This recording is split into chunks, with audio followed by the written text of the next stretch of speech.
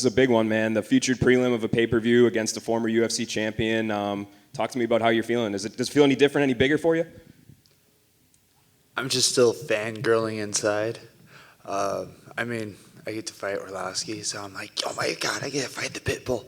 Outside of camp-wise, camp's been harder because I am a fan. I'm fangirling way too hard. Like, I'm going to beat his ass out of respect. But yeah, no, I'm excited for this fight. And on the card, I really don't care where I'm at, but it's kind of cool that it's a pay-per-view. And I'm the featured prelim. That's just like cherry on top type of thing. Now, he made his pro MMA debut when you were 6 years old. Is that kind of crazy to you, like when you were a kid or whatever, teenager watching UFC, that like that guy is the guy that you're stepping in the cage with on Saturday? Yeah, I mean, the dude's kind of old. No disrespect. He's like, what, 43 now? But the dude's also still whipping people's asses still. So I mean, you gotta respect the guy's skill, regardless of his age. Were you surprised at all that he was the name that came across your desk? Were you expecting, because he's, I think, 4-1 in his last 5. I think you were coming off a loss. Were you surprised that Arlovsky was the name they gave you? Yes, because I was offered Chris Barnett. He got hurt, and it fizzled through. And they're like, I was in the middle of teaching my class as I saw my phone go off. It's like, you want to fight Orlovsky this weekend? I just remember throwing the phone, and I'm like, I'm going to fucking fight Orlovsky. Yeah. Like I said, I've been fangirling about this fight for a while. And from your end, you won on Contender Series. You lost your debut. You had the great fight against Justin Tafa next time around. Then last time you lost. So how do you get how do you get consistency here? Is there something you've been able to pick out of those losses and improve on? Yeah, stop fighting wrestlers or people from Moldova. I think that's a strong case right there. If you're from Moldova, just kind of move along. Like, thank God I got 2 of the 3 fighters from that country gone and out of the way. But no, I think one of the biggest things was just getting in my head about, oh my God, these are great wrestlers. Realizing my coach is also a D1 wrestler who's been basically holding me against my will and doing things that I tell him no to all the time. And, he's a better wrestler than those guys, no defense to them. But for me to start being able to escape and improve with him, I should have done better against those 2 opponents. So I just try to improve my wrestling because obvious hole in my game. I was going to ask you, do you think that will be his game plan coming into this fight, to try to emulate what those 2 other guys did to you? I mean, if I was him, I would try to wrestle me. It's a blatant hole. Like, oh, hey, his wrestling defense is trash. How about we shoot on him? Makes sense to me. But if he wants to stand and punch me, by all means, I'm far better in the striking department than a lot of people give me credit for. Right here. No. No to what? No. Well, I was about to ask if you have anything that Andrei Arlovsky's past opponents have, so I guess the answer is no.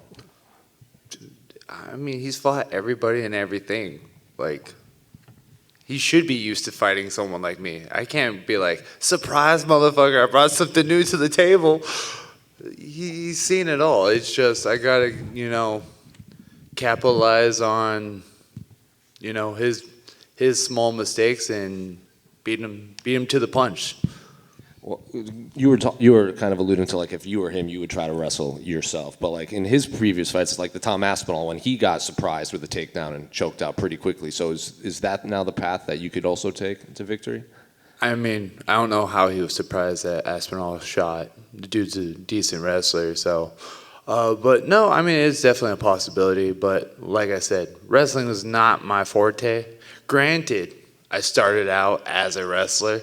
I just like punching and kicking so much more. I watched the interview where you said that this fight would really, if a victory here, would cement yourself as a UFC fighter. I think that was your exact phrasing. So you can expand on that a little bit? Okay, so when you fight Orlovsky, it comes with the praise. Now, I beat Tafa. No disrespect to him, but nothing really happened for me. If I might have been Spivak or Romanov, predominantly Spivak, I think it would have done more to solidify my place in the UFC. Being Romanov, I think the dude's a great fighter, but he's not getting the traction that he needs to put himself out there and get his name out there a little bit more. And so me beating Orlowski would get that traction going. Are you still training at Dan Henderson's spot? Yes, so I train at Dan's, and I'm also training at Self-Made. How involved is Dan at that facility? He's there. I mean, the dude's also like 50 years old, and, you know, walking around in his cane. He's going to hit me for that joke.